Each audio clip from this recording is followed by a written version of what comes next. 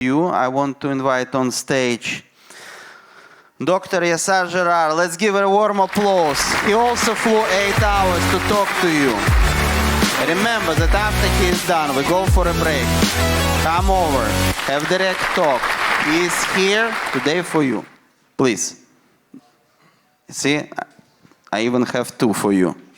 Yeah. Thank you. You need clicker? I think so. Yeah, choose one. I hope this works, but it might not. It will be a very short chat if it doesn't. Yeah, does it? Is it right? Yep, we're good. Okay. Well, good evening, everyone. It's a pleasure to be here with you. Absolutely fantastic weather to welcome me to Madrid as well. I have also flown quite a bit. I've been drinking coffee to keep up. So what I will do now, I'm not sure how long we have, but It's very simple. You'll stop me. I watch their eyes, and I watch them to look at the mobile phone. First one to fall asleep or pick the mobile No, up. I stop. Pick a mobile phone, we cut the left arm. Pick twice the right Mine arm. or theirs? Of course them. Okay. Yeah, it's our democracy. Right. Okay. So what I plan to do is present a few things that I think Al-Qaeda has asked me to focus on, centered around the theme of the book. But I will talk about strategy, which is what I do. I've been working for the last 25 years based in Dubai. I left England for Dubai, and I left for 2 years. So I took a leave of absence, and I never looked back. My house, as in family home, is in Australia, and I have in England, but I choose to be in Dubai, and I'll explain to you why now. And the reason I wrote this book was to just document what happened in Dubai. Not to come to Madrid to preach about it. It was much more towards our part of the world. I thought you wrote it for us. Look, what happened in Dubai over the last 20, 30 years became something our region is looking at. I've given many talks in Lahore, Pakistan. I went to Lagos in Nigeria. What you call emerging markets, and many countries. I was in Addis, Ethiopia, who want to be the next Dubai of Africa. I went to places who want to be the Dubai of Southeast Asia. I went to Kazakhstan. I'm going to Baku very soon. And so the story is all about something new is happening.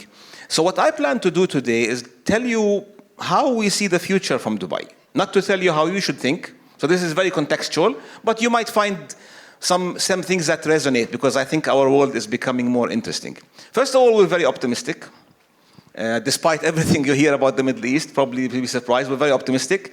The future is going to be bigger. I'm going to focus a lot on the economics, but geoeconomics, you can't escape them. So that's why we call it a new dawn. In the last decade, many things have been happening very fast. And a place like Dubai has been taking advantage of these things. So what I'll do is 3 things. First of all, for all of you who haven't been to Dubai, it's grown a lot and very fast. I'll tell you about what Dubai is doing, how it's grown, the Dubai story itself. But before I do that, I want to talk about the world as we see it. So this is us thinking about the world from Dubai. It's not about predicting the future. So part of my job, I'm an academic at heart, so I could talk for hours. That's why you need to stop me. And part of the things we used to do is think about the next 20, 30, 40 years. When I was in England, we used to work with Shell on 50-year scenarios. Today, we struggle to think about 2 years. Right? You can't think that far ahead now. The ball is moving so fast in the court. There's so many things taking place. So this is not about prediction. This is about trying to look at the next 2 years. So your investment portfolio, the way we think about it is long term, but the moves are very short to medium term. So this is not about prediction. Take it with a pinch of salt. But we do see there's a whole new world order now. An absolute new world order. And I want to share that with you. And you probably heard all these things before. Right? The things that are causing pressure, at least sitting from your vantage point here in Europe. You hear about the inflation. You hear about challenges with trade routes. You're implementing a lot of protectionist moves, a lot of sustainability moves, green investment. The World Economic Forum, we go to Davos every year to listen to these great talks. They call it polycrisis, a world of polycrisis. And then they started thinking it's more than polycrisis. In fact, a crisis by definition is something that starts and ends. More of the changes now, the hardships, are becoming meta-crisis, so they're staying with us. So that's not what we're worried about. That's just how the world has always been. People come to me and say, oh, the Middle East has issues, you guys have instability. And I say, we've always had instability. I can't actually remember a time where we had stability. In fact, I worry if we have stability. I don't think we know how to manage in stable times. We know how to maneuver in rough times. So forget these things. I'm not going to talk about inflation, central banks, dollars and yens. You probably know much more than me on that stuff. I will tell you about 3 things we're looking at now that are profoundly changing our life in our part of the world. And I think they will change the world. I'm going to start with technology because that's the most underhyped part. Although you hear a lot of hype, I think it's still underhyped. I think people don't realize how much technology, especially artificial intelligence, moved in the last few years and where it's taking us. I don't think many people realize that. We, in the UAE, in Dubai, are making huge bets on that. I mean, really huge bets. And I'll show you how. But let me start by starting with a bit of an eye-opener. It's not unheard of to talk about singularity. We're about to enter a phase in this life where there's something on earth that is more intelligent than human beings. That has never happened. And many things happened. But this is the first time where we've created intelligence that could actually beat humans in their own game. And that is something the father of AI, when asked, where are we going? He's the godfather of AI. He said, I don't think humans know where they're heading. This is the first time in the world, first time we have things more intelligent than us, and we're unleashing them at an unbelievable speed. So this is an inflection point. Think back to the second industrial revolution when electricity came and the whole world changed. Not things didn't get better, everything changed.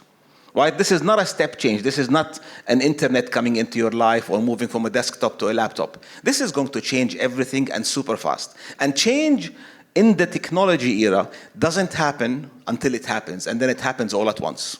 This is not something that will creep up slowly on us. Here's what's going on. Sam Altman says, I love this sentence when he says, in the next couple of decades, we'll be able to do stuff that appeared like magic to our fathers. And it's going to be absolute magic. Not in a good sense or in a bad sense. These are things we're trying to deal with as we speak now. I'm going to move very fast in the sense that I want to share a lot of information with you. But Optimus, the robot that Tesla has launched, they're launching Gen 2. And now they're talking about linking Optimus to Neuralink. Just think about that for a second. Neuralink is a chip that when it goes somewhere in your mind, you're connected to the internet, and now it could be connected to a robot. I want to tell you exactly what we think is going to happen and how fast it is. Here's what's happening. This is born in Spain. I'm not sure if you met her. She was born during the COVID times. She's a virtual artificial intelligence model. Some kids lost their jobs during COVID, created her. That's the kids. She started making, and then she's much more now. She must start making 10,000 euros a month. She's got brand sponsorship. She advertises stuff she doesn't use by definition because she's AI. And now we have speakers in conferences. So next time Al-Qaeda doesn't have to invite me. She's a robot. She's a keynote speaker in one of the conferences. And China is using these robots to create rain anytime, anywhere. Some of the stuff technology is doing now is like playing God. If you go to our forebearers and tell them about the miracles they used to see, we're curing blindness.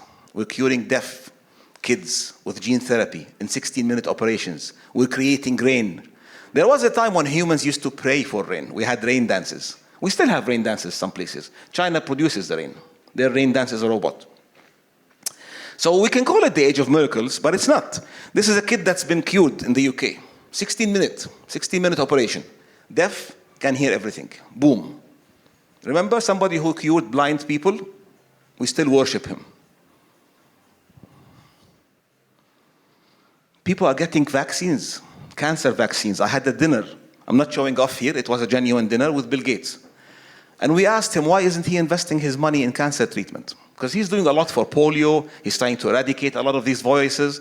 He says there's so much innovation going on in that space.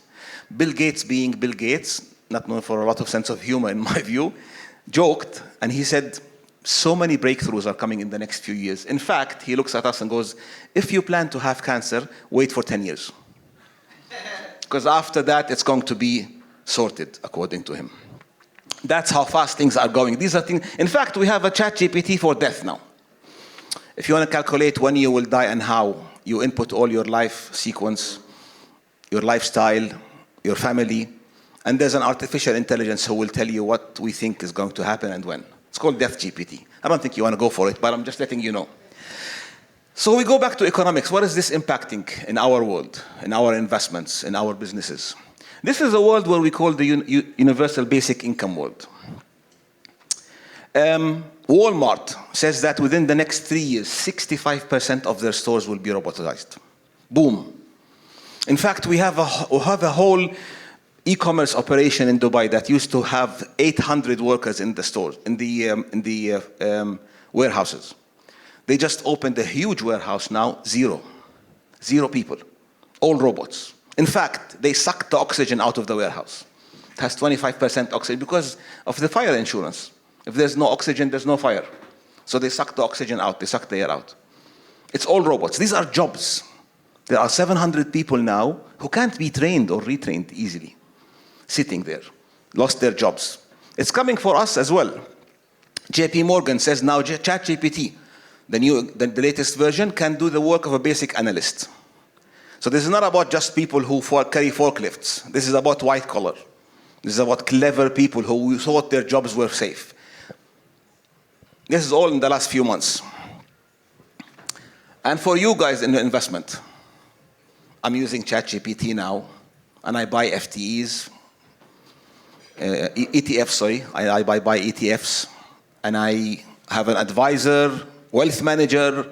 She calls me every week. She reviews my portfolio, and I buy my own stocks, individual stocks. Now, I'm not a trader, right? I have a business, I have a job, I have 3 companies going on.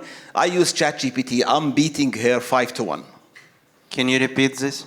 5-1. My portfolio driven by this gentleman, ChatGPT, is beating HSBC Wealth Manager 5-1 in terms of returns. That's over the last 2 years. I myself can't believe it. The problem is, as we all do, 90% of my portfolio is in her safe hands, and the stuff I do is in my hands. And I'm starting to think now, when do I make this move? Now, this is all jobs. This is real jobs. These are real jobs that you, your kids, your family, your investors are working in, and they're disappearing. And there's a whole new economy coming up. We see this economy from our part of the world. In fact, we're attracting this economy. We have a lot of people moving in to Dubai, creating companies we've never heard of, Dubai and the UAE. Some of them sound like magic. Some of them are making crazy money. I call this the new money. If you make things, then you probably don't understand how much money is in this world. Because the makers of things are the old economy. They still exist. Imagine when the steam engine was discovered. And there were farmers who still had farming, and they still plowed the land and produced. And slowly but surely, tractors came, took their jobs, made it more efficient. 90% of the farmers stayed in their farms until all of a sudden they were out. This is what we see now. So what's happening in this age of AI is we're at stage 2 now of what artificial intelligence can do. We started with the chatbots, and then we got the ChatGPT stuff, which is the generative AI, and now we're at the agent level. At the agent level, what's happening with AI is that it will decide things for you. It can do things for you. You can program it. I program my AI to run my social media. So I don't decide what to write, when to write it, or when to post it. But you probably do that already, because that's simple. But AI now can start making decisions for you if you want. That's what we call agent AI. This is the difference between technology like nuclear and internet. Those technologies we created, we controlled. We made the decision when to throw a bomb or when to put things online. Now we've created something else in this world that is actually making these decisions. And these are the next phases that they're talking about. So just imagine a time when AI talks to AI, controlling certain aspects of the world, and they look at this world and they think we have an issue with sustainability, we're not hitting the SDGs, and there's a problem. Humans are consuming too much. Right? The logical decision, if you're an artificial intelligence, is, well, not kill them, but reduce their consumption somehow. There must, yes, but there. So what's happening now? Why is this happening? The phones you carry in your pocket have a million times more computing power than the technology they used, the computers they used to launch the first mission to the moon. 1 million times. So you're all walking around with supercomputers in your pockets. That is the economy we're looking at. That's the economy we're chasing now in Dubai. And that supercomputer is being used now to send pictures of our lattes on social media and saying, here's what I'm doing. So we haven't unleashed it yet, right? We've connected the world. We have about 5 billion smartphones out there. There's more smartphones in India than there are toilets, public toilets. Right? And statistically in India, you have more access to a smartphone than a public toilet. So we've connected the world. Haven't used it yet, haven't unleashed it, but it's coming extremely soon because now we've put the infrastructure. The problem is we still live in this world. Our companies still operate in this world. If you're honest, every single one of you has a box somewhere at home with a lot of these wires. You think one day I'm going to need it, just in case. I can't get myself to throw it away. That's me. I keep it in the garage. I have these. One day somebody's going to come with a machine that has those 3 colorful ones, and I'm going to say, I gotcha. It probably could be Optimus, could be an AI, but someday it's going to... Aliens will come. They will need it. So here's the problem, Arcadis. This is the world we grew up in. This is the world our brains were structured in. That's why our brains don't get what's happening. People as young as me in their 30s, we don't get what's happening because our frame of mind has been built and designed some other time. We were people who wrote letters. We used pens. Pens. You can talk to a 15-year-old now about using a pen. Talk to a 15-year-old about licking a stamp. Imagine telling these kids we used to lick something and put it on. It's like lick something that you got from somebody else. Are you nuts? Because that's how our brains were structured. So everything we see now sounds like science fiction. And we are not able to understand and comprehend. There's a generation coming. That's why we say the diffusion of innovation doesn't happen until it happens. There's a generation coming who was born in this world, who only understands this world. We call them Gen Z. We don't want to hire them. Guess who's going to be hiring whom in the very near future? So that's the technology revolution. And the leader's dilemma is we operate in this world that is purely 21st century, unbelievably connected. Satellites in the world are feeding free internet now around, artificial intelligence, robots. We're working in companies and management systems we all deploy in our companies designed in the previous century. And our companies themselves, the way they structure, were designed in the 19th century. So this is like trying to solve an AI issue with a Commodore 64. It's just not going to happen. Something's going to give. It's not about fixing. Okay, so we finished the first trend. So this is what we see in Dubai. We're super excited about this digital world to the point where we're actually pushing away the old economy. Literally pushing away the old economy. I was in sessions where we said, you know what, these factories reminded me of the China 2025, where they call it Factory Asia. People say, oh, factories are leaving China, they're all leaving. And they're not leaving, China's pushing them away. They don't want to make t-shirts and things. That's the old style. They're putting so much money in this world. They're pushing them out. Read it. It's called Factory Asia strategy. Factory Asia is push all this stuff that we used to think that made China what it is now. Push it out to Asia. The new world. So this is the second trend, the new economy. First of all, I say it, the real world map. The real world map is becoming real. You're all familiar with the world map. You know this is not the real world map, right? You know this is distorted by the sphere and by the people who drew it. This is the real world map. This is, by the way, Europe. This is Africa. This is Asia. And the real world map is becoming real now. This was distorted economically and physically, and in terms of governance. So 3 things. Who runs the world? It probably was this. Where the money is, where the wealth is, that was it. Now we're seeing this change. This is not about taking a dig at anybody. We're excited about this new world. That's where we're doing our business. Let me tell you how. It's balancing out, and this bucket here, watch this grow. Watch this swell. This is Asia. This is where the future is. This will stay powerful. This will shrink. Why? Relative terms. You heard. No, he was joking. He was not serious, I mean. He's not joking. I'm not saying it's going to shrink and get worse. This is not about the demise of anybody. It's about relative sizes. So you could be running and very healthy, and she's walking, but I'm in a Ferrari beside you. We're all still moving, and that doesn't mean you're running less. It was advertising of Dubai, right? Ferrari? No, I mean she falling, yes. You drive Ferrari. Yes. Well, I'm thinking about the new SUV Ferrari, but that's for a different discussion. So this is the world we see now. This is where, and the thing is, this is growing. So in terms of growth, I'm talking growth now and relative sizes. So here's one thing you have to keep in mind. Between China and India, the world is tipping over to the other side of the map. And don't underestimate them because they have a lot of people. And that's not even to mention Africa. If you look at capital, cash, Abu Dhabi now, where I live, well, Dubai, beside us, our city, is called the capital of capital. This is cash in our region. That's why we have more people raising money in our part of the world. I get calls every single day. I help some, I co-invest with some I don't understand. They send me weird things that they want to raise money for. Look where the rest of the money is. And if you take out Oslo, there's not much left in terms of free-flowing cash to invest. These are sovereign wealth funds. This is money in the region. Now, why do we think the future is Asian? Not because because of the growth. Look, there's no scenario in the next 10 to 15 years where Asia isn't growing.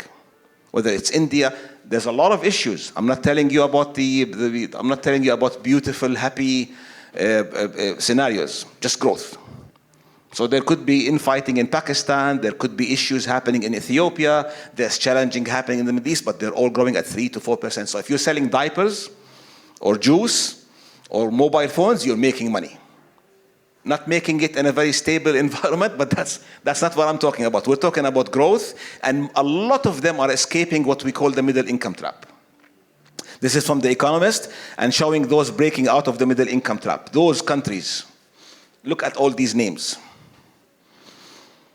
This is where the world is growing now. This is where the money is flowing. This is where it's all moving. The reason we talk about this in Dubai is because we see it all in Dubai. Dubai is one of those very few places, to be honest, where you go, sit down in a street, and there's an Indian trader doing a deal with a Filipino guy who just shook hands with one Nigerian guy, and they're buying some stuff from what we call Dragon Mart, which is the largest retail market out in China, out of China. You can buy anything Chinese now from Dragon Mart to buy, and I can talk about that later. So here's what's happening on top of all of that. This is Africa. So if you say where the next billion consumers are going to come in our world, the next billion consumers, they're not in Europe, they're not in America. The next billion consumers, people who will grow up now and start eating things, buying cars, buying mobile phones, they're in Africa, they're in Southeast Asia, and in ASEAN. That's what we're chasing in terms of growth. It's not about fundamentals of governance, it's about growth, it's about consumption. And the third element in this messy world we call the World 4.0 is reglobalization. Look, this is 75 years old, it's ineffective. The United Nations, it's not doing what it should do. And everybody's sitting back now, even the people who host the United Nations, pulling back from it. We expect a Trump presidency, it's going to cause more damage to the UN, not in a bad way. I'm not with either I'm bipartisan, but I think it's not effective. So if I was in his place as well, I'm going to think, you know what, we need to rethink this. That has a lot of impact on our world, because that used to solve issues. That is the force that tried to keep the peace in this world. That is the place where we used to fix deals. I was in the World Trade Organization meetings for the last 3 years. Oh my God. The most ineffective global system ever invented is the World Trade Organization now. And you know who's actually dismantling it? It's the US and Europe. The people who actually put the rules for the World Trade Organization. Because the rules now, everybody else played by the rules and it doesn't suit them anymore. Europe's CBAM, Carbon Border Adjustment tax, Europeans call it existential. They say we're going to save the world. This is existential. This is not about trade. They refuse to budge. America is refusing to help, to allow judges to be hired in the education system. So it's actually ineffective. The IMF, the World Bank, remember, these organizations are post-World War II. This is where we grew up. These organizations today are similar to the box of wires you have in your home.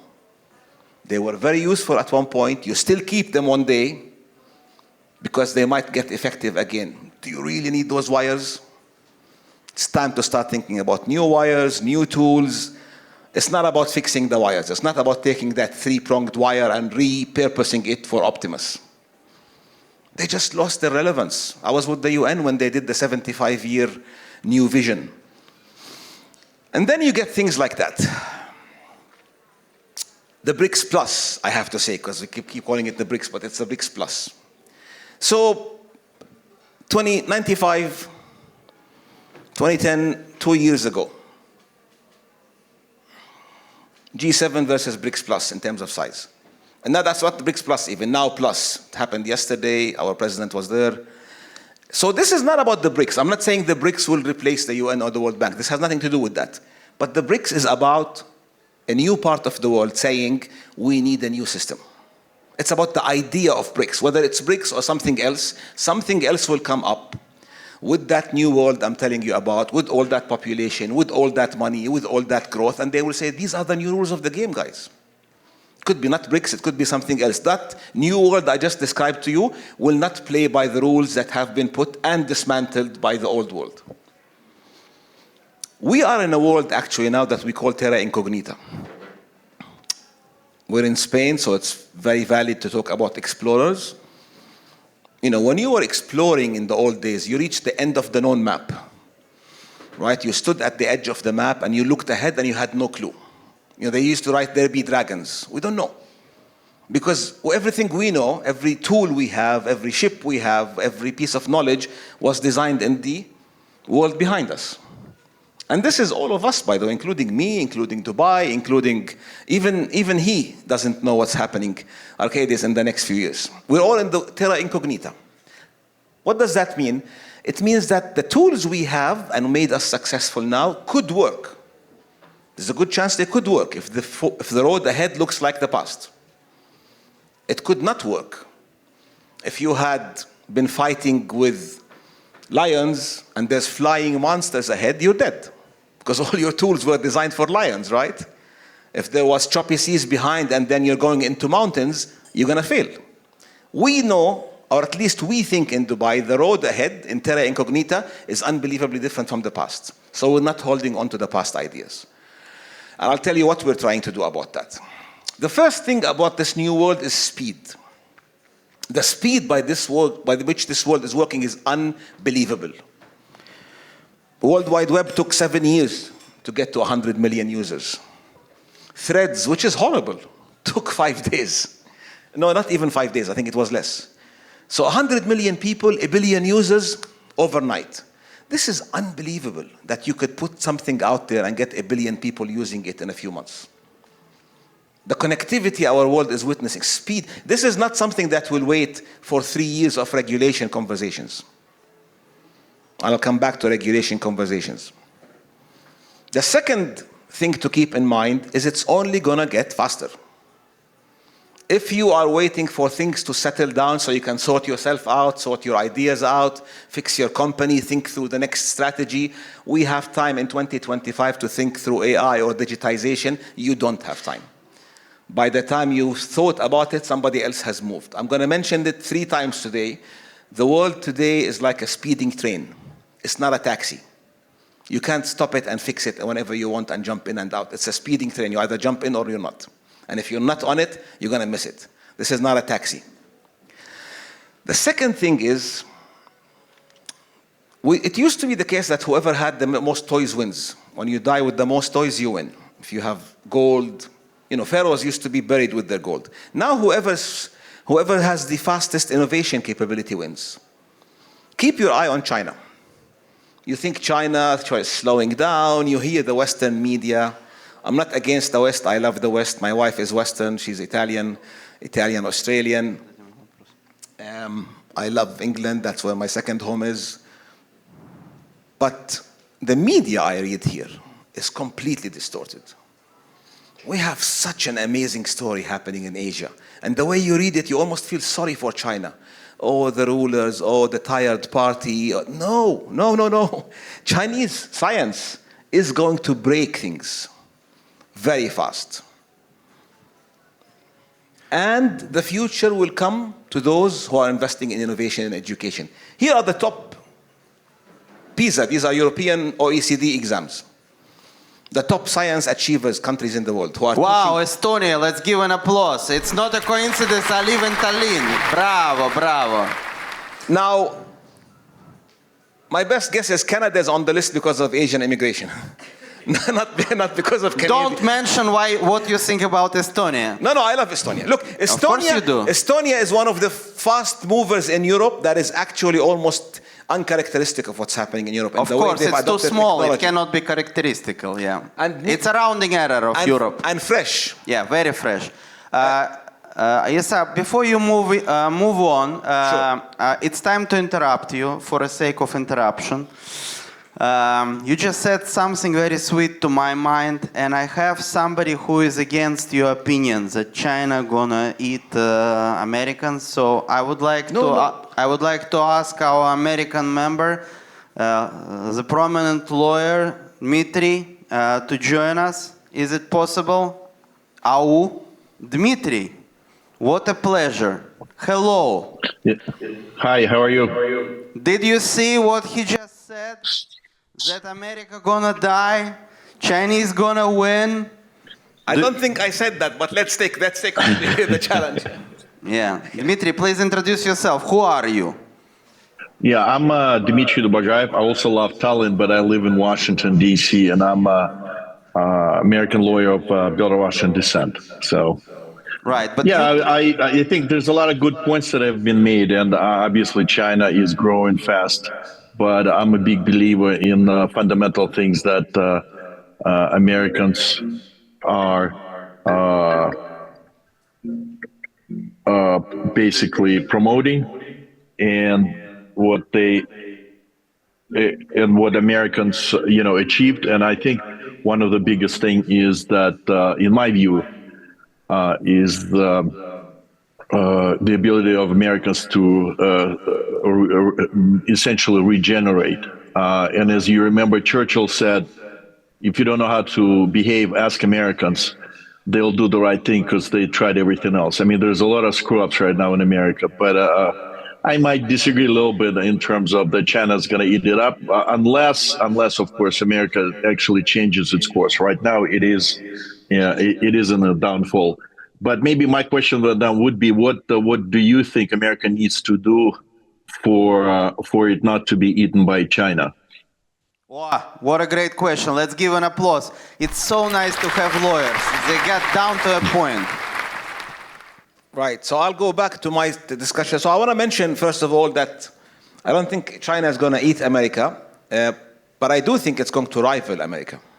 And that's a big distinction. So in the last 20 years, we had American hegemony, not on foreign policy only, but in technology, in production, in manufacturing, in world trade. America put the rules for most of the world trade. And I think there's a new sheriff in town. That doesn't mean the old sheriff is dead. That means there's a new rival. And this rival isn't like the Soviet Union in the old days was a military rival. This is playing the innovation game. So if for every innovation you're going to see coming out of America, there will be one coming out of China. For every vaccine coming out of America, there will be a vaccine coming out of China. And this is a whole new world where we have two genuinely technology powers and not just military powers. I don't think China wants to play the military game. This is not about the future of military. And then there's India. So I'll mention something at the end about what we should do. I'm going to move much faster now, but look, this is a whole bunch of factories and businesses we used to invest in. Every single business, every single one of these things has a business investing in it. There used to be companies who make faxes, phones. I'm sorry, we don't invest in pagers anymore. Pagers are done. After this small story, pagers we don't touch. No. I flew in on Emirates, so I had better experience than you flying in, and we don't allow people to take pagers on board anymore. Really? What a fast adaptation to new rules. But look, all these industries were consumed in the mobile phone. There was a time when I used to buy an alarm clock beside the bed. These were industries with jobs and people and investors and owners and family businesses producing all this stuff. Boom, even keys now. And this is only going to get faster. So we see much more, and this is about data. So let me move on to the good news. This world I'm talking about will eliminate a lot of the old factories, a lot of the old production, very fast. And you'll see them going out very fast, like the war. But there's a whole bunch of new things coming up. First of all, we're going to make a lot of more money in many of these things. This is going to be super exciting. The problem with this is it only happens when it happens. If you've seen Ozempic, Mounjaro, things like that, suddenly overnight, boom, 100 billion to 500 billion Novo Nordisk. I was sitting with the chairman of the foundation when this happened, and he said, watch it. And I said, I left the meeting, I was in Davos with him, and I said, I'm going to buy the stock. And then I just didn't. You know how it happens. Tell the truth. GPT said no. I did not know. I swear. No. GPT said no. You know when you go to Davos and meet all these exciting people and take all these notes and say, do this, do that, and you leave Davos and you just throw the notebook away. But I bought NVIDIA, which is good, that 5 years ago. But then there's going to be other things. This is a big one in Europe, by the way. An aging population living longer with money will spend a lot on this stuff. And I can say much more about those ideas. So what is Dubai doing in this space? The reason I wrote the book is not, as I said, it's for our part of the world, is to inspire what happened in Dubai. This is Sheikh Mohammed bin Rashid. He's the leader of Dubai. I had the privilege of working for 10 years in his office, and that's where I got all my stories for the book. I was the director of strategy from 2000 until 2009. So this is where I got my inspiration. Those were what we call the first boom years. So let me start with one thing. It's all about results, so I'm not trying to sell you something. This is millionaire migration in 2024. If you're red, then millionaires are leaving. If you're blue, if you're green, millionaires are coming in. The biggest inflow, that is double Canada and double the US, is the United Arab Emirates. So this is not me. I'm sorry. These numbers are devastating. We need to verify. Why? You were very happy. No, we need to verify you're telling us the truth. Let me ask one guy who might know a few things. Simon, can you come up to me for a second? Simon, what do you do for a living? I mean, looking at this graph, tell us. Well, yeah, thank you, Arkady. Yeah, I mean, obviously I'm very au fait with these figures because it's very exciting. We're an international wealth management business, and we have 250 wealth managers who are chomping at the bit in the UAE to welcome those millionaires. And of course, like Stefan said earlier, I mean, coming from the UK, it's only on a downward trajectory, right? Germany as well. I think Europe is as you say, it's standing still. We're not moving fast enough in Europe. Yeah. That's the problem. I don't think anybody is collapsing. I just think it's all relative speed. Dubai is moving so fast. You know, you go to Dubai, it's the city of dreams. Anything's possible. In the UK, you know, if you're in any city in the UK and you're an electrician and you say, I'm going to develop an app that's going to make millions, all your friends will laugh at you and say it's impossible. You say that in Dubai, they say, I need I'll invest with you. Speak to, right? Yeah. Exactly. So, Maybe they drink different beer. They should change the beer type and everything will work. Probably one of the things is they don't drink, so they've got more time. Quick question. Yeah. You sell citizenship and second passport. How big is this business, by the way? That's about a $20 million business. So you sell a year $20 million of passports and immigration. Yeah. Does it make sense to you? Yeah, that does. Yeah, that really does. I mean, Australia, Canada, Singapore. yeah, I mean, we are interesting a lot to China. Obviously, that's a big market. The Chinese leaving. A lot of Chinese are going to the US. Clearly, it's still. Why? What is it Land looking of the there? free, home of the brave, or something. I don't know. Watching Hollywood movies. Yeah, maybe they want to participate in election. Why is so much leaving India? I mean, I understand China, but why India too? Yeah, they're keeping their citizenship in India. They always intend to go home, but they go out into the world to make their fortune.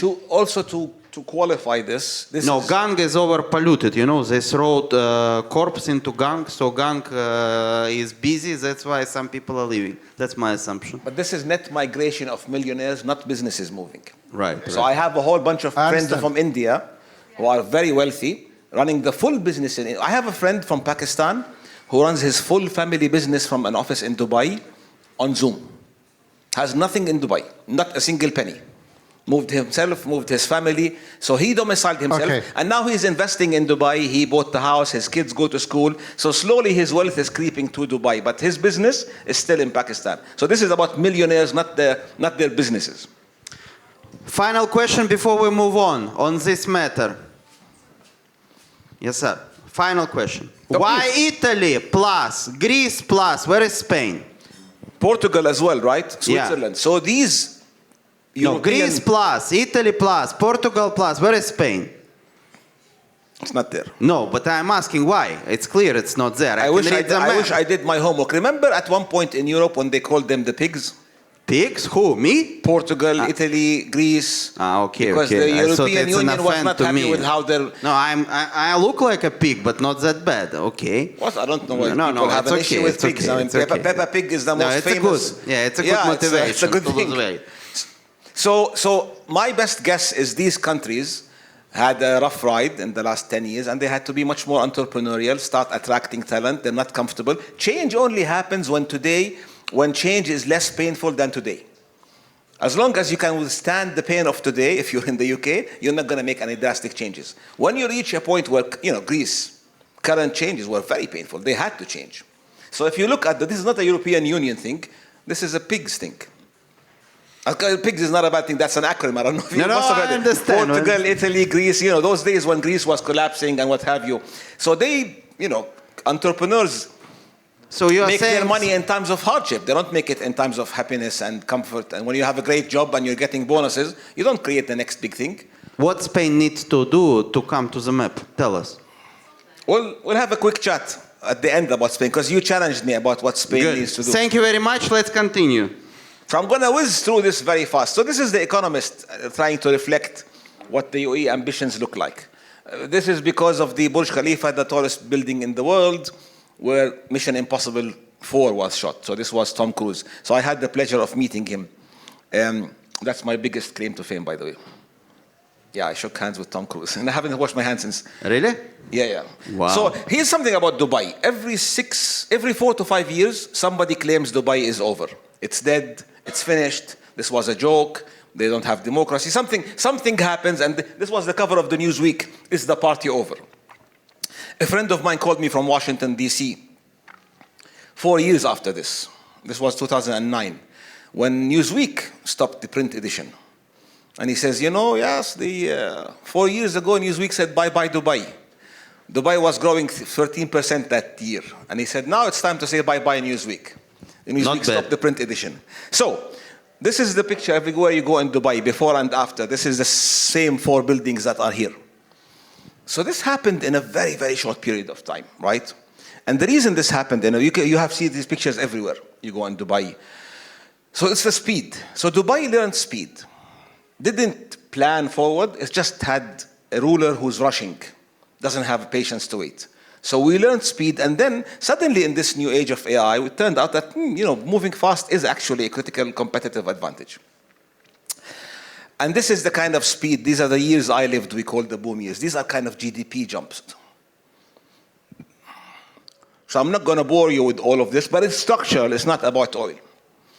And then, so I wrote the book about the software. This is not about hardware, by the way. Dubai isn't the richest in the region. It's definitely not the best looking. 17 million tourists come to Dubai. They should be in Madrid, they should be in Switzerland, they should be in Oman, much more beautiful than Dubai. It is about management. It's about the software. It's about the experience. It's about what they get. It is not about hardware. There's many other places who have the hardware, have the resources, have the big market.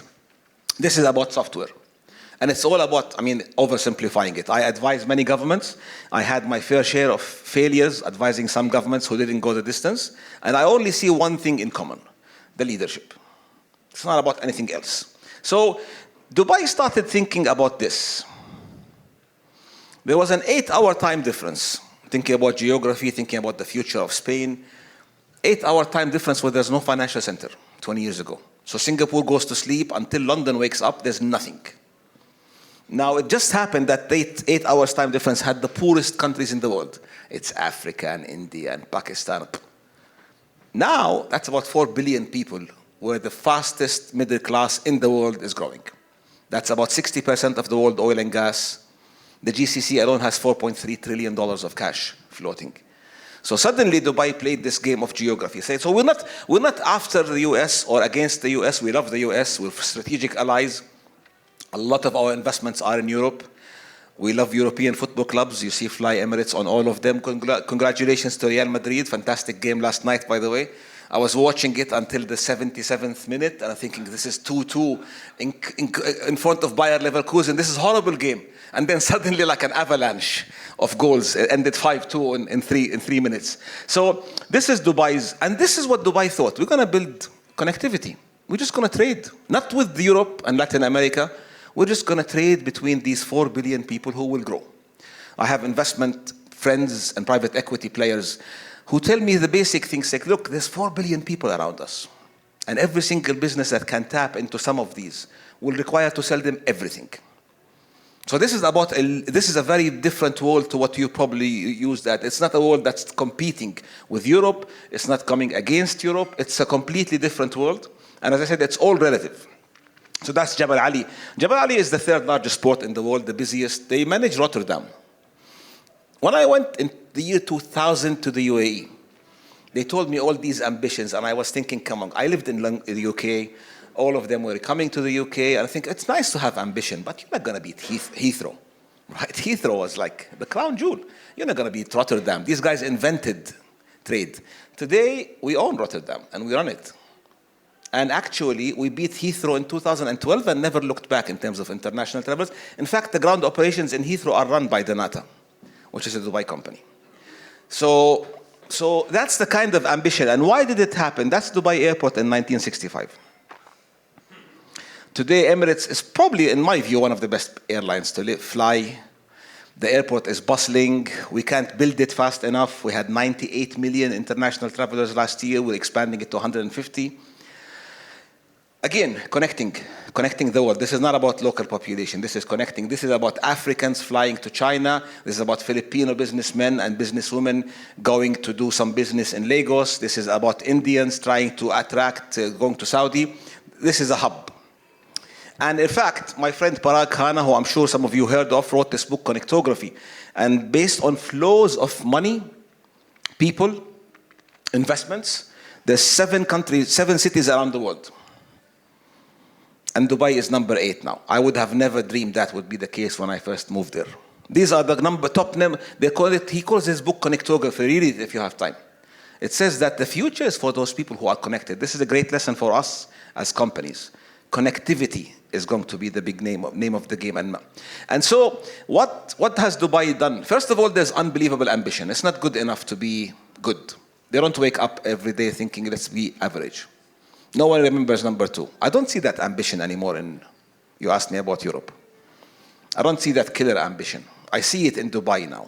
I see it in our part of the world. Everybody wants to be number 1. There's hunger. I see it in the States, going back to our friend, the lawyer. I still see it in the States. The beautiful thing about the States is they still have that machine, that hunger machine, the innovation. So that's what it takes. And there's this superlative thing. If you're going to do something, you might as well do it full on. You wake up, say it's going to be the best damn day in the whole world. If I'm going to build a building, it's going to be the biggest one. If I'm going to build a casino, We have one starting now in Ras Al Khaimah. It's going to be the biggest in the world. We don't like being half pregnant. We either go all in or not. This whole idea of let's fix this, improve it by 10%, it doesn't work. In the mentality, and that's a mentality, that's a software. That's somebody who thinks like that. And there's always 3 horses in the race. Never put all our eggs in one basket. The Sheikh himself, the leader, loves horse racing, and I think he got this from horse racing. We always triple down on everything with bets. If you see about real estate companies, there's 3 big ones. About investments, investment funds, there isn't one-stop shop. There's no ruler, there's no somebody who's... It's very much a VC approach to life. Don't put all your bets in one place and then double down on what wins. You have 3 horses in the race, but you double down on the one that makes the big bucks. But you always have 3 horses in the race.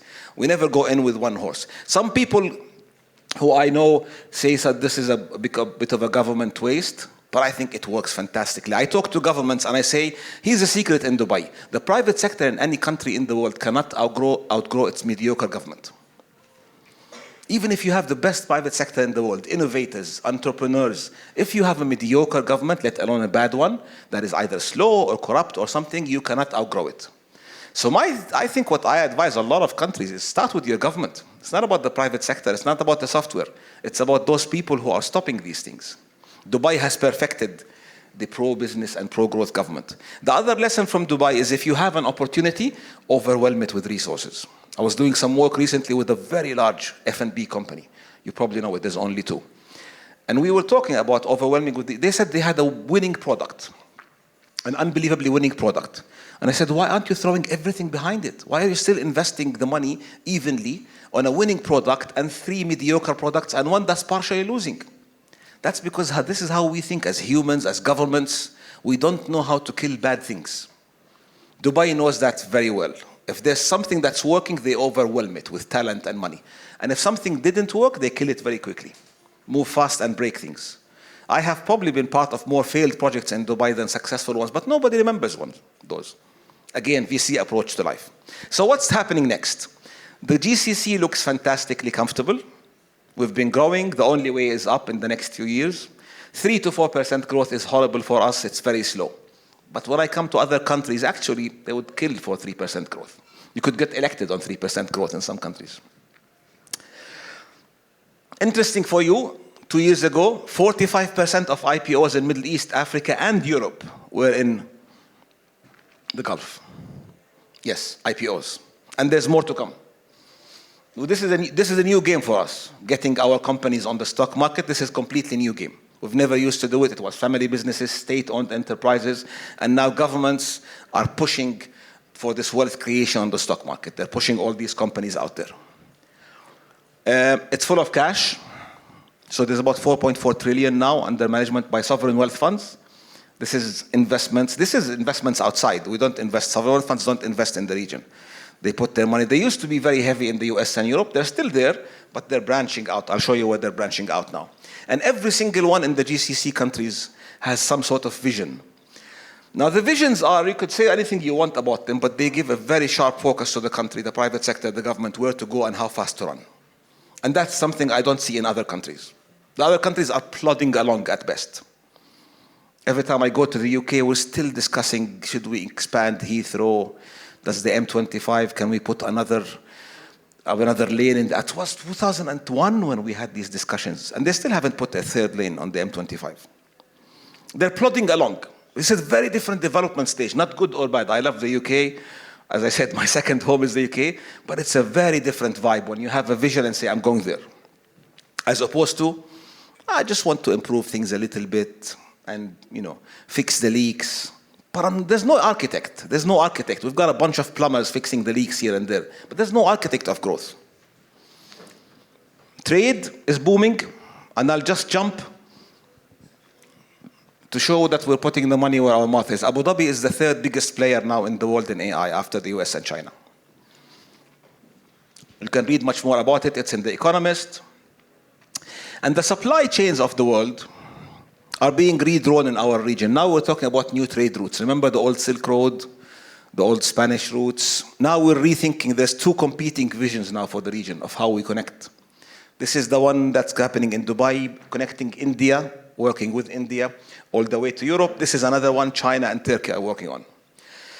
Whatever ends up happening with those trade routes, you can see a new connectivity being built. And then there's this. This is the next China. This is going to grow a factor of 8%, irrespective of who's in power and what they're doing, just purely by the dynamics of what's going on. India is very underappreciated in terms of its growth potential and its future. And in Dubai, where we sit, we're actually the Hong Kong of India. In fact, Indian businessmen and women, they tell me the best city in India is Dubai. They love it. They have their meetings there, their weddings there. We have Shah Rukh Khan, we have the actors. I told you there's a lot of them who come there. And so sitting in Dubai, I don't analyze a lot in Europe. So you ask me about Spain, I don't know. We're literally looking at India, Africa, ASEAN. There's so much growth and so much potential. We don't want to leave this, what we call it, 6-hour flying zone. Kazakhstan, so much money, wealth, resources, youth, growth. And that's why we're sort of now coming back to this area of 6 hours. And I asked ChatGPT to produce an image for you of what's good about Dubai. This is ChatGPT generated. So all of this is true. If you've been to Dubai, you like the parties, the beach parties, they're quite fun. But then I'm not sure what this guy is. Seems there's a new foodie culture in Dubai. I'm not a foodie. I'm much more of your Five Guys kind of guy, but this is what's happening. But this is the trick. Look at the growth. These are countries that are growing beyond 0 or 1%. Look where they are. Africa, ASEAN, India, Asia. Basically, any country that's growing with any decent number is within 6 flying hours. India just signed the first and fastest free trade agreement in their history with Dubai, with the UAE. Fastest free trade. We have a whole free trade agreement with India now. You can base in Dubai, sell everything to India. And I asked the Indian minister, I worked on it. I asked him, why do you sign with the UAE? We're like you could put us up literally, all of us, in a hotel in India. Surely we're not a market that's exciting for you. And he said, we're not investing for your market, we're investing in Africa. We want Dubai to be our access to Africa. We don't want to go directly to Africa.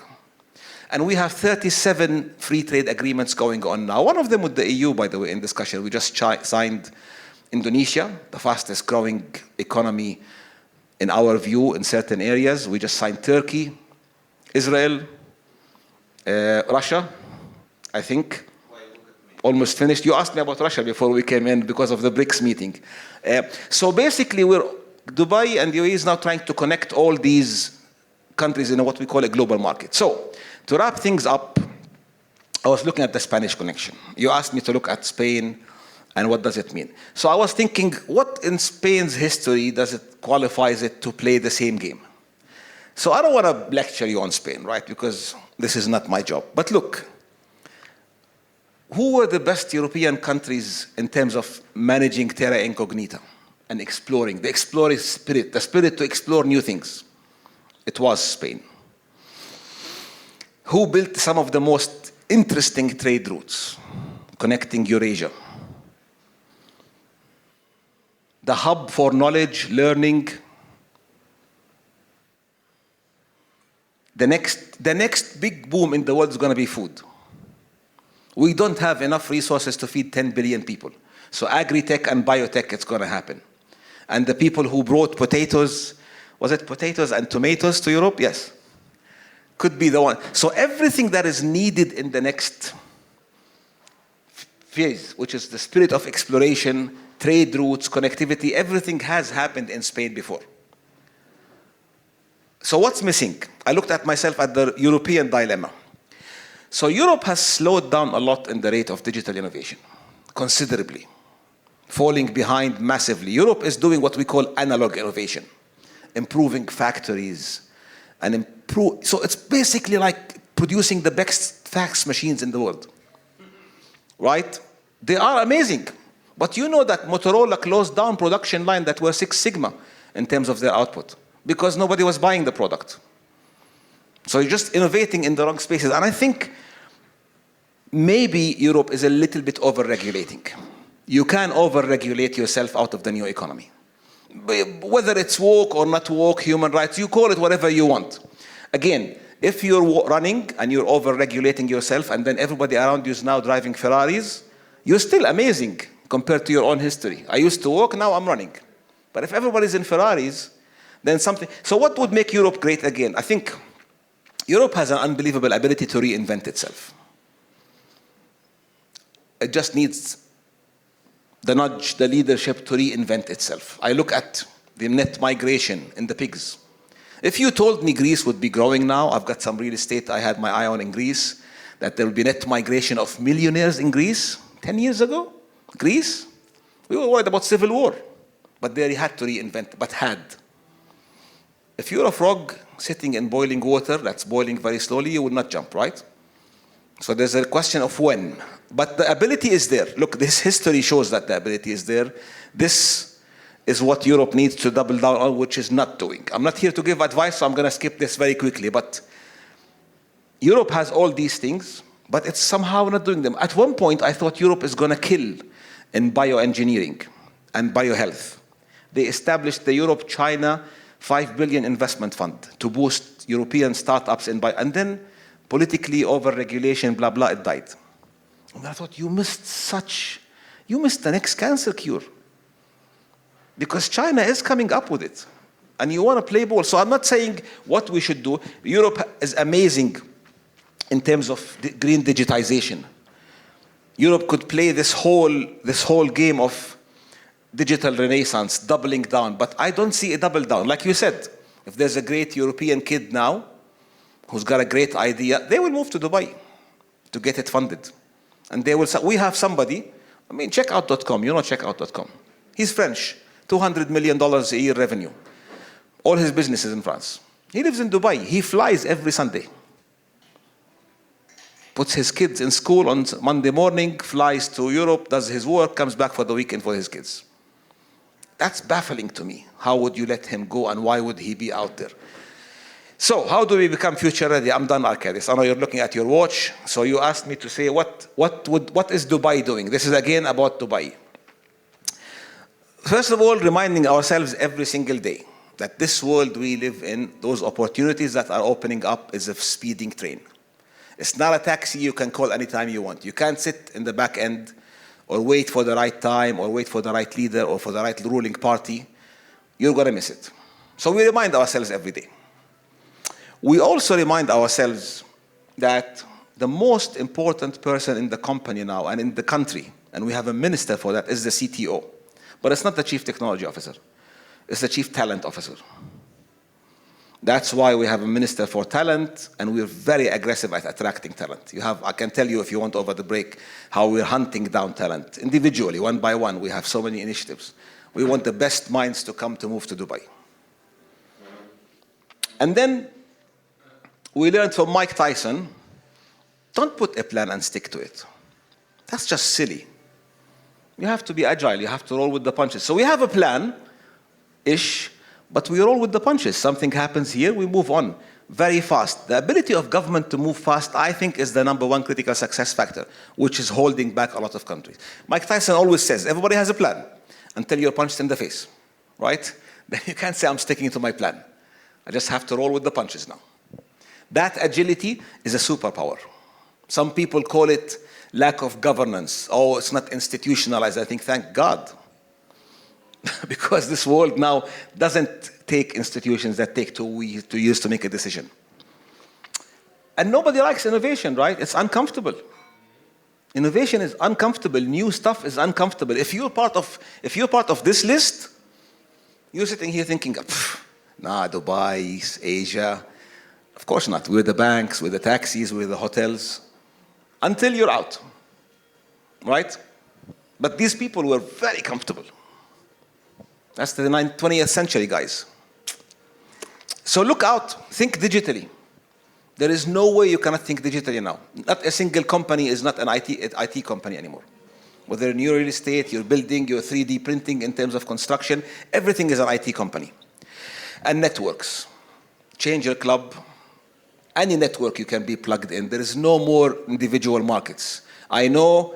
So look, the first thing you will find when things are not going well is protectionism. So if I can't play the game, I'm going to close my borders. If I can, when you were kids, when you started losing a game, what did you do? You kicked the people out of the game. You're not playing with you. But that's not going to make you better. It's going to make you weaker, actually. Imagine in UEFA, you say, no, let's kick all the good teams out now. They're playing too well. Let's just keep the mediocre teams playing into our league. Network, I think we need more re-globalization, not the old globalization. We need more networks. We need to plug into much more network.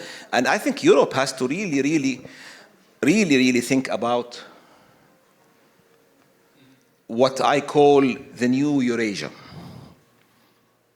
There's a renaissance in Asia. Europe could be part of this new rising Eurasia. And that's a unit I don't see discussed a lot. But if you think about connectivity, proximity, Africa, 1.1 billion people who are going to grow, who have fantastic potential in terms of going into the middle class. Huge investment flowing in from the UAE, huge. From the States, even the States, from China. It's 13 kilometers away from Spain, Gibraltar. Right? It's still literally, Africa is 13 kilometers away. And what we're trying to do is push them away. The people we're pushing away today are the same people we're going to beg to come here to push us in wheelchairs in the next 20 years, by the way. There's a whole dynamic going on in the world. And that's why I keep mentioning this. Everything I said, I hope was useful. This is what we think in Dubai. We fully understand that everything in football is complicated by the presence of the other team. So if you ask me next 6 months, things could have changed. The other team played the game. But agility and speed, I think, are number one thing I will leave you with. And I will stop here. I hope we can stay in touch. And I hope this wasn't too boring. You haven't stopped me, so it probably wasn't that boring. Thank you very much. Yeah, let's give an applause.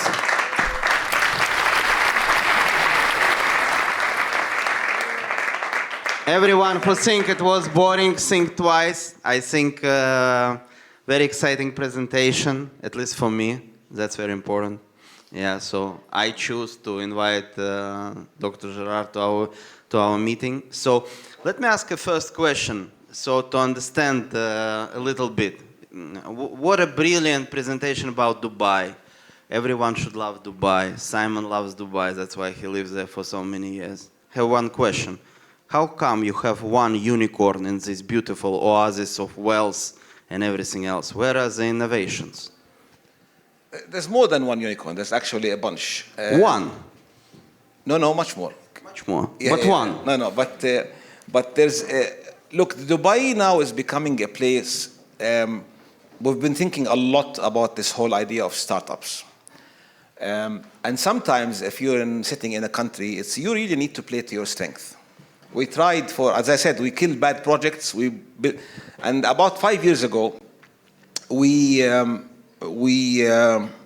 had this long conversations about startups, Silicon Valley. We should be the Silicon Valley, creating unicorns. And then I said, we can't. We're not going to be the place where the next great idea gets born into a university. We're not doing that. This is not our strength. So we're not the startup nation. What we are is the scale-up nation. So unicorns are coming from everywhere else. And the minute they hit a certain threshold in Pakistan or Lagos or Jordan or Cairo, they're moving to Dubai to scale up. So we call it the scale-up nation and say, let them start somewhere else. But when you want to scale up, you come here. The last advert I saw was fantastic. Was a unicorn Israeli company who opened a branch because they wanted to grow. They couldn't get all the tech talent they want from Romania and other places to go to Israel. So they set up branch in Dubai, growing seriously fast and advertising for tech jobs in Dubai. So this is an Israeli company advertising in Romania for tech jobs in Dubai. And I thought, yep, that sounds about right. This is a scale-up nation. No, but my point was a little different. So you are a scientist yourself. What's the situation with R&D, patents? How UAE is doing? But it's the same. Again, it's the same concept. If you're a scale-up nation, then you say this is where you come for your stage 2. So Dubai has taken a clear decision to say this is not where you come for your research and development. Why not? Because that's not the infrastructure that has been built, and that's not the critical success factor that has been built. It's a very small city, and the UAE is very small.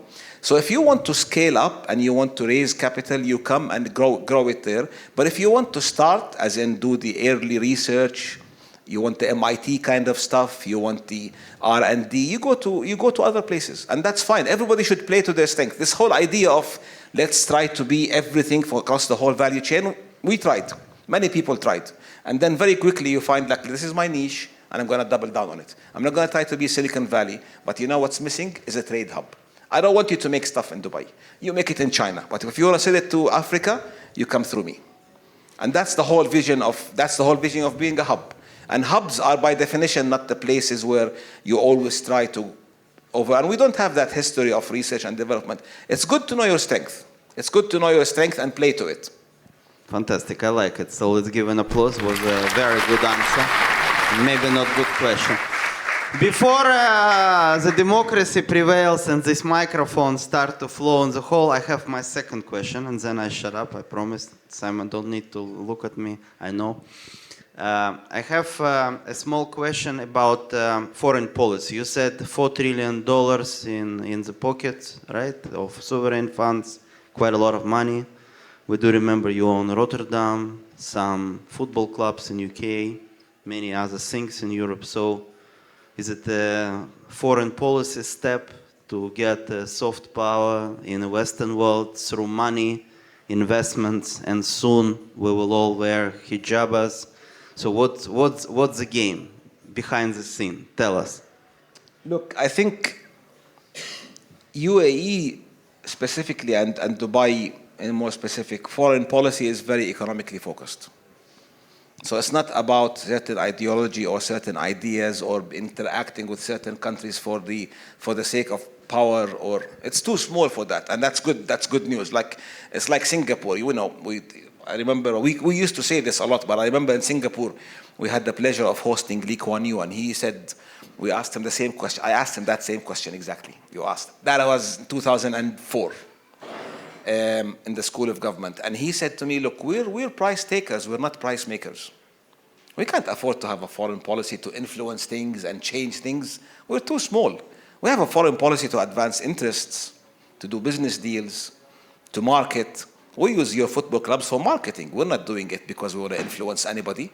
You know, we want people to fly Emirates." And so the foreign policy is a tool, economic tool.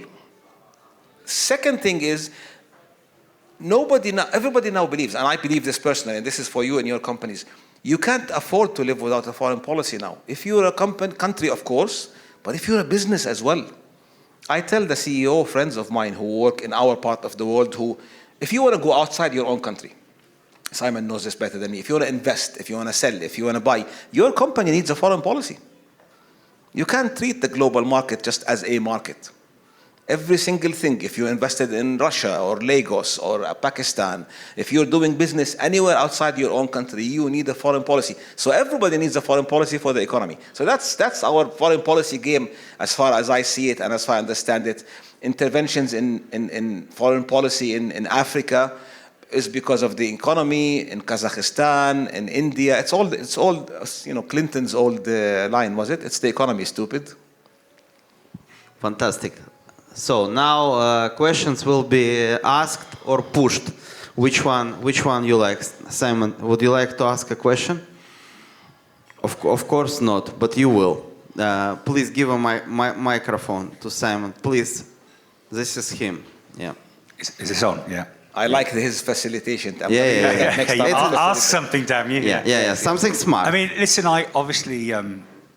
I mean, it's a fantastic presentation. You know the story of Dubai. Yeah, and I do understand, and I think anybody that questions, or when I arrived in '97, I remember speaking to somebody who said, the good days are over. The oil and gas sector, you can't make any. All the money's gone.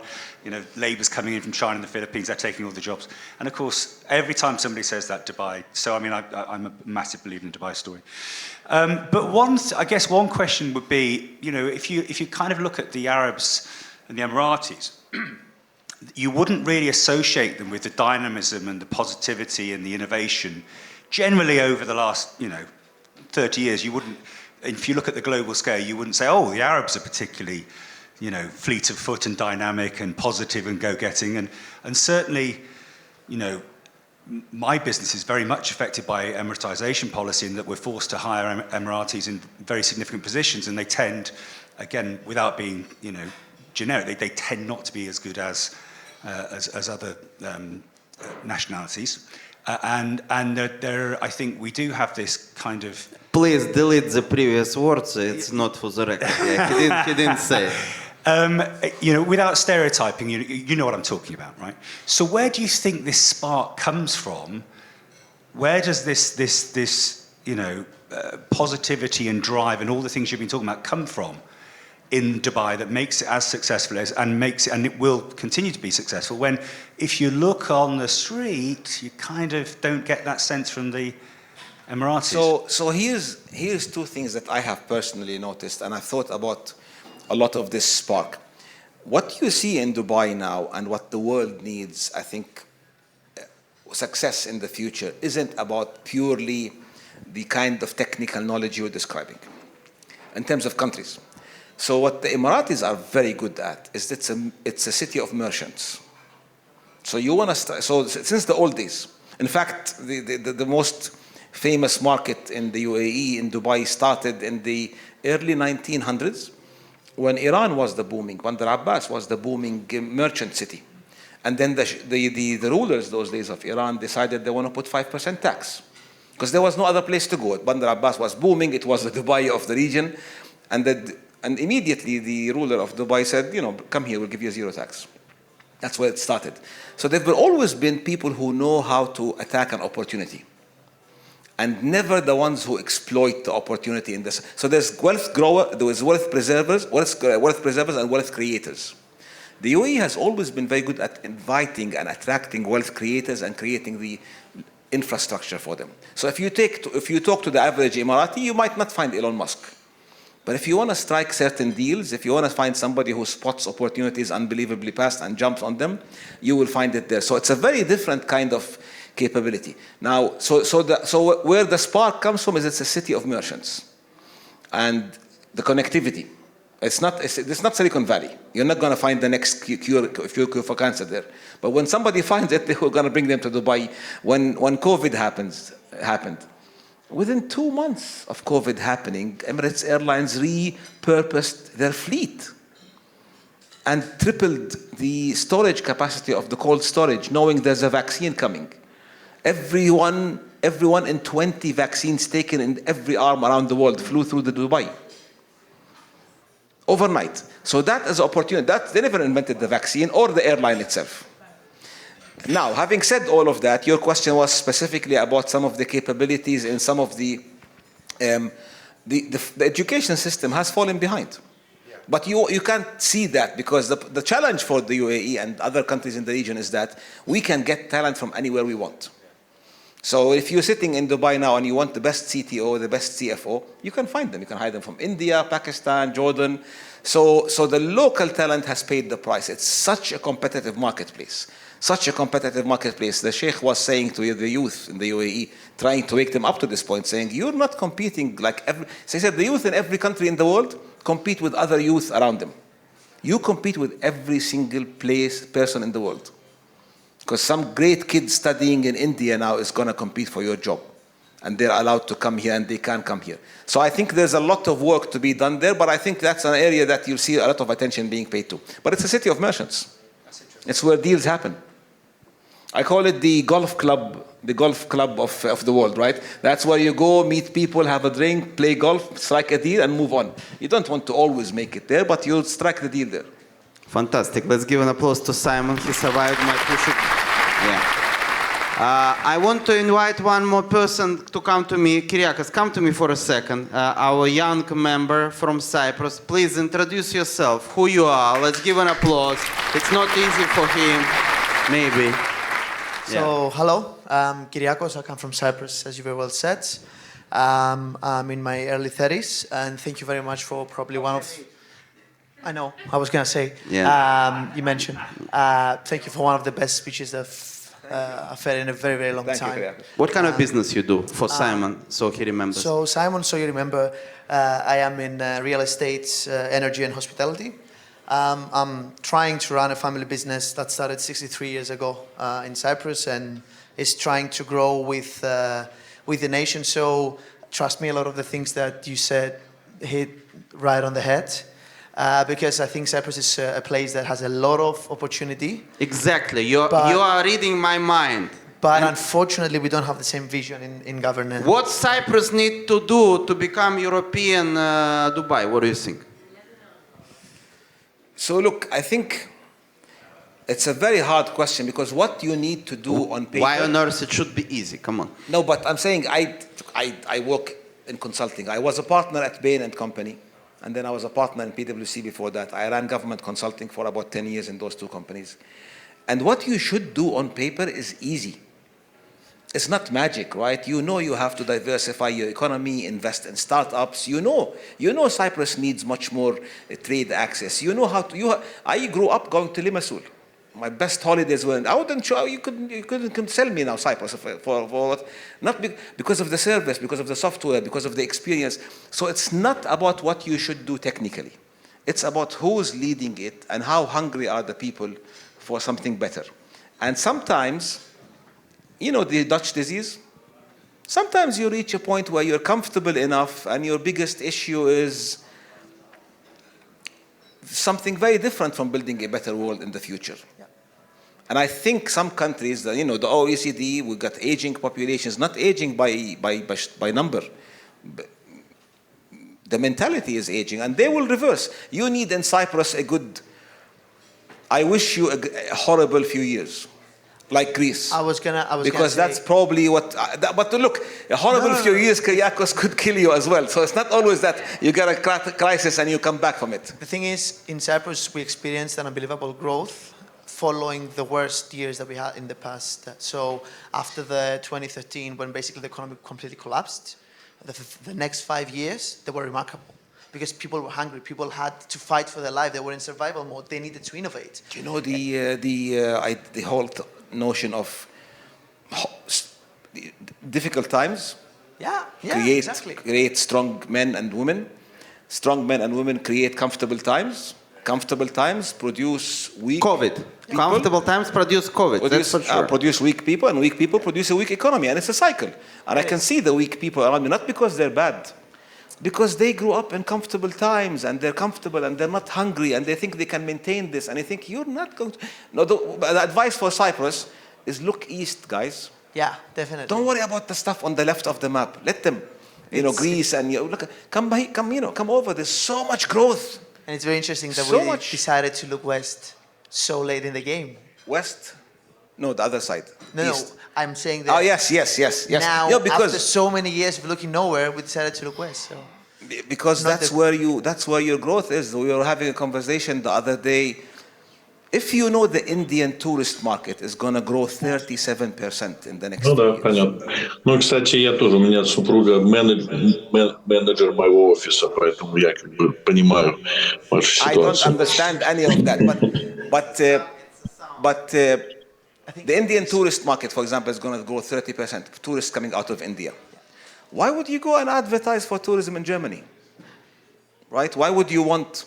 So I'm just saying, if you look at every single number, medical tourism, education, as I said, my family home for my wife is in Australia.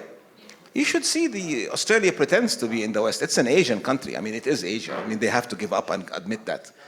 You should see the flow of Indian and Vietnamese and the money, the brains. So I just think it's really sounds very simple. It's just, remember those wires? Just open your mind a little bit to think, you know what? There might be a world that's bigger that we should play in. There might be something changing. And I think so much is changing in our world now. But I believe a lot in Cyprus. It's because it's just the right size and it's just the right position and location. You just need one good leader. That's all it takes. Absolutely, I believe a lot. That's why I'm annoyed. One. Maybe you should run. By the way, Sheikh Maktoum, is he giving master classes? Can Kyriakos sign up maybe Well, to I get don't a know. master class? By the way, It needs one person. It takes one person to ignite. Remember the Yes We Can? I mean, they didn't give him enough time, runway, but it takes one person to reignite a whole nation. It's not about a whole generation of people to change their mind. Book a seat for this guy. Thank you for your question. Go for it. I'll vote for you. Fantastic. So we are approaching a critical moment of last questions. Before you make decision, I want our Hungarian member Gabor to join us in. Gabor, are you there? Gabor, wake up, come. Yes, I'm here. Can you hear me? No, we can hear you, but we can't see you. Oh, now we see you. Oh, happy you can see me. Yeah. Hi. Hi, hello to everyone. Yeah. Please introduce yourself. Why you're not in Spain? Well, actually, I was planning to be in Spain, but in the last few days we're quite busy and I was just not able to get. Right. Just moved to a new house and, in that case, not everything works as I planned. Did you listen to the presentation from Jarrar? Yes. Yeah? Yep, mostly. I mean, the first part, I just missed it. Yeah, but did you make a decision to move to Dubai since you're doing the IT business?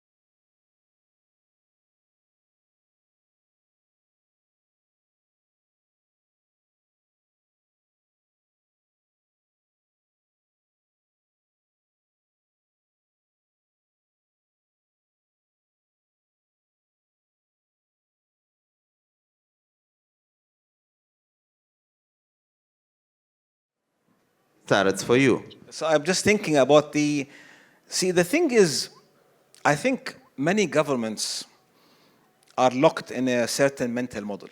Now, I don't want to be an ageist, but I think after a certain point, you think there's one answer, maybe two to questions of life.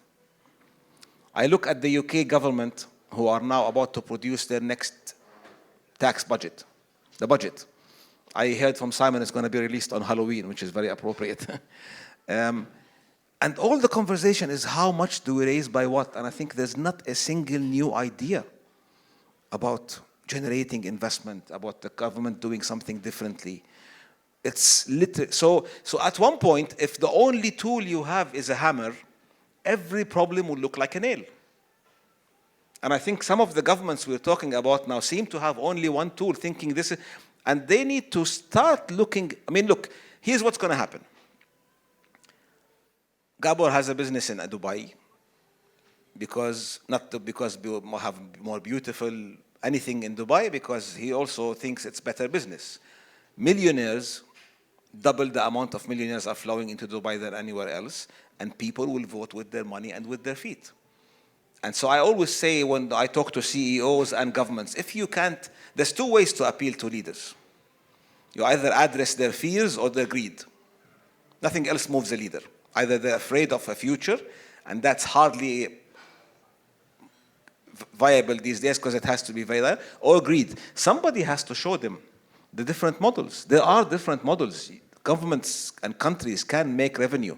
They can grow the pie while benefiting from the pie. It's not about how to cut and slice the same pie we have. But it's really a mentality. It's like entrepreneurs. It's like businesses, CEOs trying to make more money out of current projects versus new products. I think it's a conversation. I don't see these conversations going on anywhere in Europe, by the way. Governments, think tanks, I don't see these conversations. All the conversations are about how do we pay for more welfare? How do we stop migration? You sit in European countries, unfortunately, and you see more discussions about migration versus a new economic model.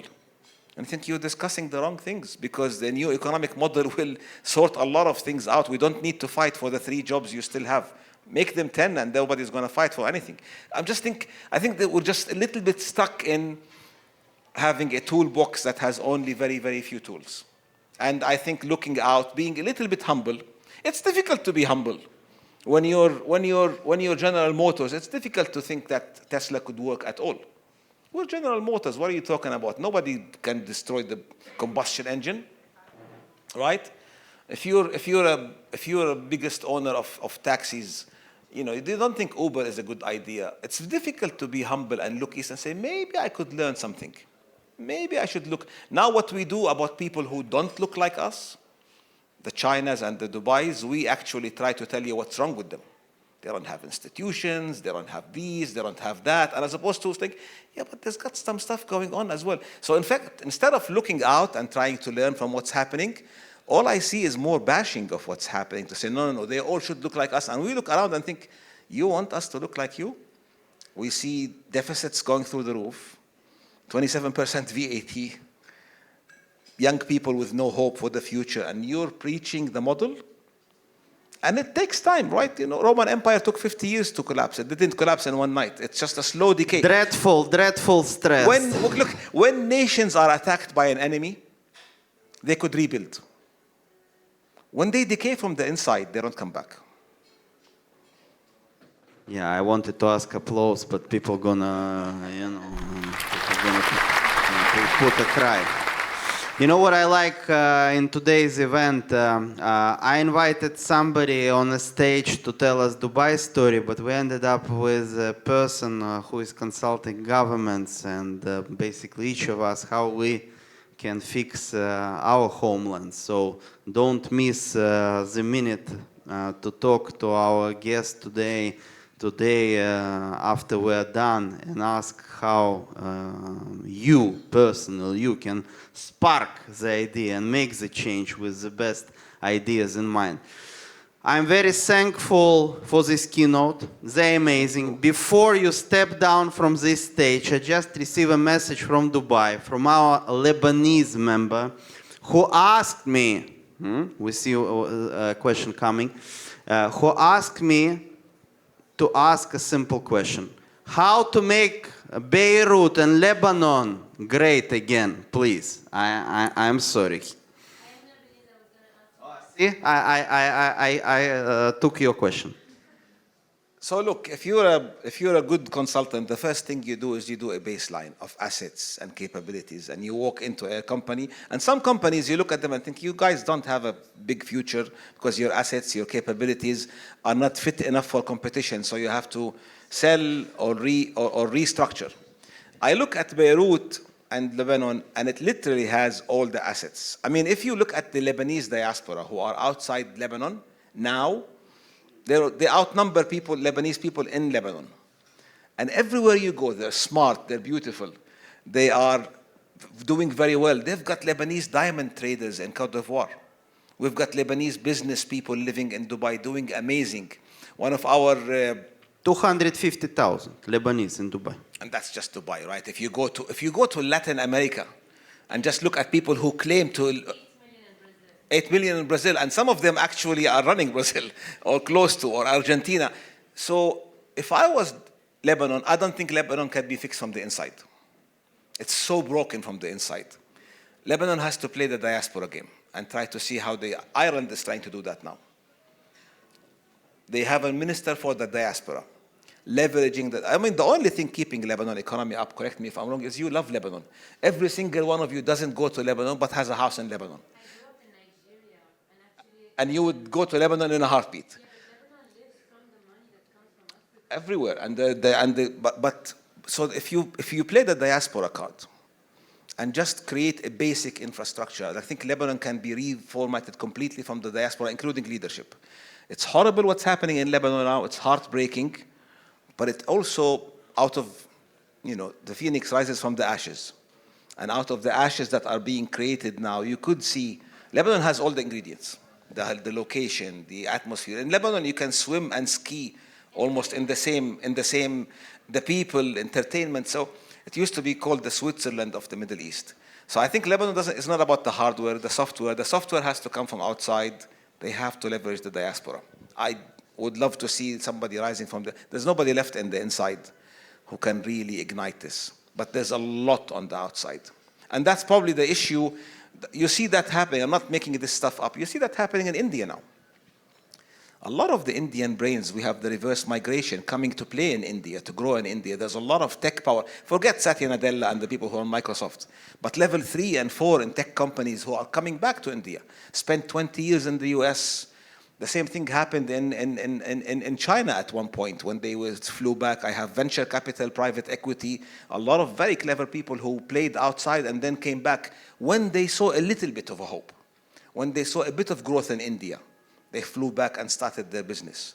Lebanon could do the exact same thing at one point. It just needs to. And you never know. Watch this space for next year. I think things are going to settle. Let's give an applause. Amazing presentation. Unexpected. And most important. What do you mean unexpected? No, I didn't. I didn't expect. I thought it's going to be Dubai propaganda, but it was so much more. Because I was ordering Dubai propaganda, brainwashing. Dubai is great again. Come to Dubai. Kind of an immigration agent presentation, but it turned out to be different. Yeah, and I'm very happy about the Lebanese answer. Because I was promised free sushi samba, breakfast for this question. But it's amazing to have a personality of such talents to see the world through particular lens, which is not pink, which is not black, but has multiple lenses inside your eyes. And I am honored, thrilled, and proud to have you here. And I'm pretty sure that when you go to bed tonight, some absolutely crazy ideas will spark your mind, including the ones why it's you who need to spark reignition in your country. And it's especially the message to you, Kyriakos, you can do it, and you can do it in your country, Andres. So now you know Yasar, you can contact him, and together you can do great things. And I'll be honored, and all of us, that we were at the beginning of this. Can I just say something before That's what I thought, that the show is continued. I want to just leave it on a bit of a high note, because I think you pushed me into. I think in the next 10 to 20 years, we're going to enter into some of the best years of humanity in terms of possibilities. It's up to us to mess it up, and we're good at that. But in terms of possibilities, curing diseases, living longer, having happier lives, having better experiences, despite the small bits that are happening. I don't think there's a word. So I'm very optimistic about the future, by the way. All I'm saying is that in this future, all people will be equal, but some animals will be more equal than others. Some countries there's going to be new players. There's going to be new players, there's going to be new stars, new companies, new countries, but it's an open. I don't think the bets are down on who's going to win this future. It could be the States, could be China, it could be Europe. Again, it's literally every single one of us has a chance to play. So I want to leave it on a high note. Yeah, I want Kyriakos to win. It will be the best takeaway from today's presentation. Let's give an applause.